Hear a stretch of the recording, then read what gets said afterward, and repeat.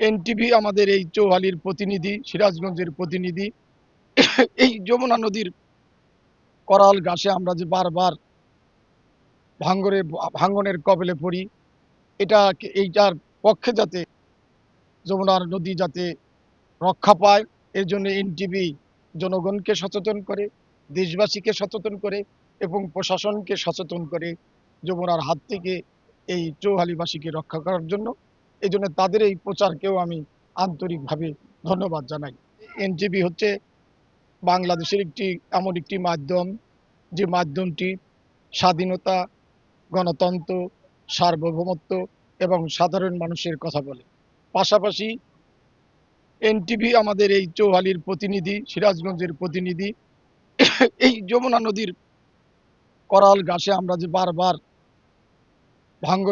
ভাঙ্গনের কবলে পড়ি, এইটার পক্ষে যাতে যমুনার নদী যাতে রক্ষা পায়, এর জন্য এনটিভি জনগণকে সচেতন করে, দেশবাসীকে সচেতন করে এবং প্রশাসনকে সচেতন করে যমুনার হাত থেকে এই চৌহালিবাসীকে রক্ষা করার জন্য।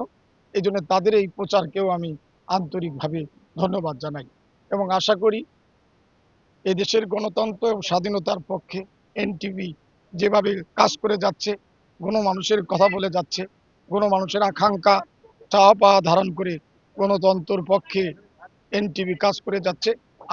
আমি তাদের সফলতা কামনা করি এবং বিশ্বাস রাখি এনটিভি সবসময় গণতন্ত্রের পক্ষে, স্বাধীনতার পক্ষে, মানবতার পক্ষে কাজ করে যাবে। আমি